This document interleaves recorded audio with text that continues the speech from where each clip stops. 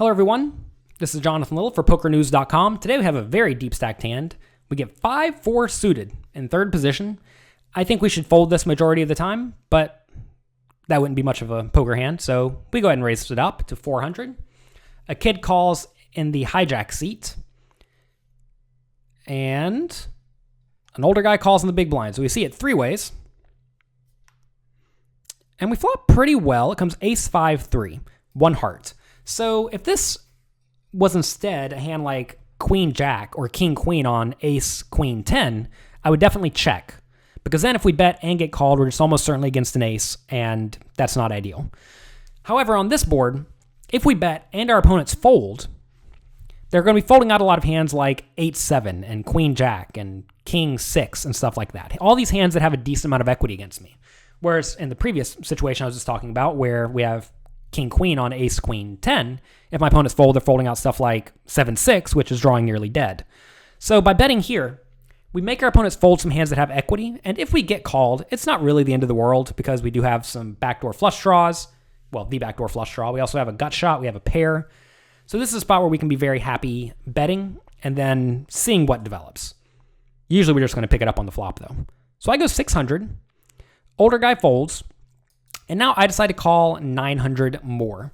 This may look a little bit splashy, but calling 900 to win a pot of 4,300 or so, we need to win about 22% of the time. And will we win 22% of the time with a pair and a gut shot and a backdoor flush draw from out of position? It's probably close, but I'm not folding this hand. If I had 5-4 of diamonds, I would be tempted to fold. If I had 5-4 offsuit, I would fold. If I had ace-jack, that'd be a tough one. I guess I'd call. I mean, I'd almost rather have 5-4 than ace-jack here, because with ace-jack, we just really have a bluff catcher from out of position. Whereas with 5-4, it's almost like we do understand that we essentially have a draw. You always want to try to figure out what the kid's raising range is. Some people will raise with any top pair, in which case, obviously, ace-jack's great if your opponent can have ace-6. But most of the time when someone raises this type of flop versus an early position pre-flop raiser, it's going to be primarily with hands like ace-5, ace-3, pocket 5s, and pocket 3s. Or 5-3, I guess, but he really shouldn't have very many 5-3s. He could also have something like 6-5 or 6-4 suited. He could also have 7-6 of spades, hearts, or diamonds. I think those would be nice raising hands. Although calling with those hands is also perfectly fine. So anyway, primarily I think my opponent's going to have a lot of ace-3 and pocket 3s, given I have a 5 in my hand. So knowing that, I certainly don't want to re-raise, and I do have to proceed with a bit of caution. Well, we get there on the turn. We couldn't ask for a better turn. Well, I guess a 2 would be better. And I check. I definitely think we want to check. This is a spot where typically it's at least an option to lead into the flop aggressor whenever the middle card pairs, because you would assume that the opponent would never raise the flop with a 5 unless he had exactly ace-5. So this card, in theory, should be better for my range, but this is not really that spot because, remember, I raised from second position or third position, and how many hands in my range actually have a 5 in them? Well, 5-4 suited and 6-5 suited is it.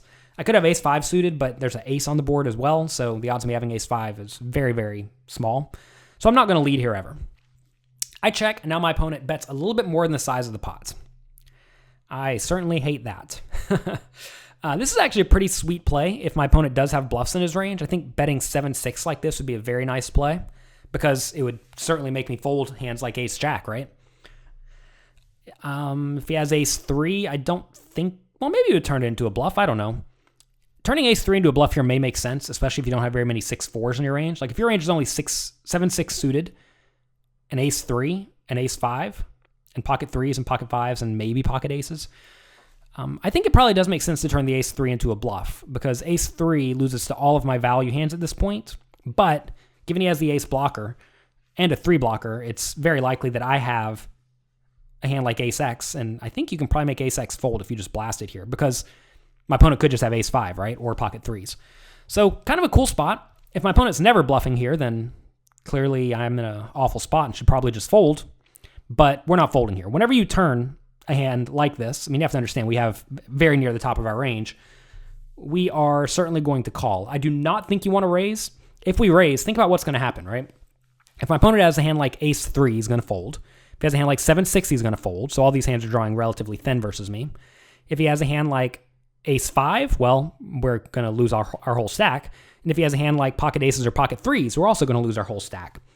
So this is definitely a scenario where even though we drastically improved, we went from middle pair to 3 of a kind, we still just have a bluff catcher when our opponent takes this big bet line. If he bets smaller on the turn, like let's say he bet 2,000, I would start considering a raise, but even then I still think calling may just be better to keep my opponent in with all of his bluffs at that point.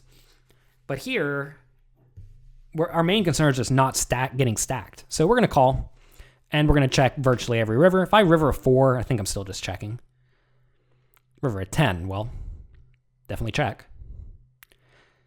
We check, and now our opponent bets 6,000. So that's kind of an interesting line. Overbet the turn and then bet small on the river. We have to put in 6 to win what's going to be a total of 26. So we need to win about 20% of the time or so. 22% of the time, something like that.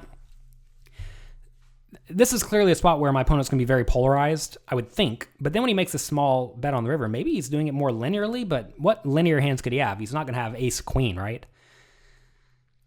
Because I could just certainly have ace king at this point. So if he's betting here, it's going to be with his bluffs or his value bets. He probably realizes that he has very few bluffs here. Really, the only one that makes sense is 7-6 suited, maybe ace 3.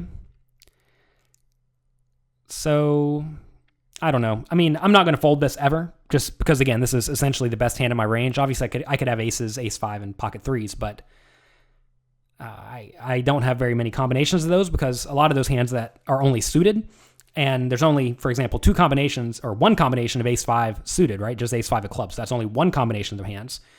5-4 and 6-5 suited. There's only 2 combinations of those each.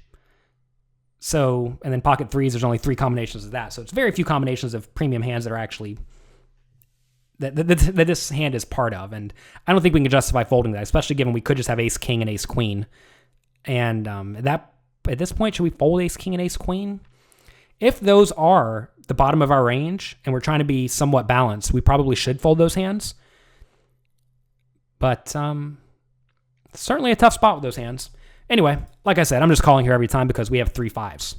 Quite often the overriding factor is we have 3 5s. Unfortunately, though, my opponent has 3 3s and 2 5s for a full house.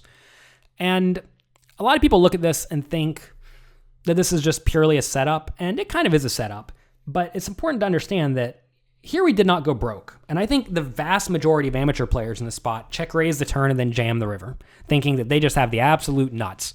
But by accurately assessing this kid's flop raising range, we realized he was probably very polarized to either very strong made hands or draws. And there really aren't very many draws, so he probably has a strong made hand. I'm not saying that should lead us to fold this, but it certainly means we should not be re-raising and trying to blast our stack in.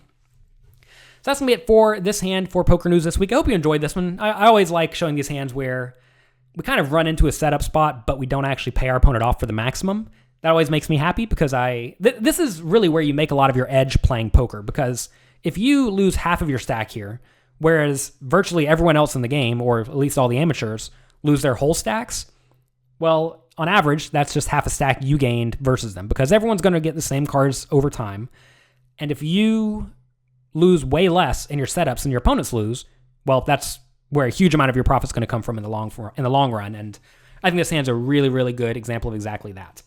So thank you very much for watching. If you enjoy this type of content, definitely check out my blog over at jonathanlittlepoker.com. There I have an educational blog post that I write each week. Sometimes I post a fun video blog or make some sort of training video for you all. So check that out and be sure to let me know what you think.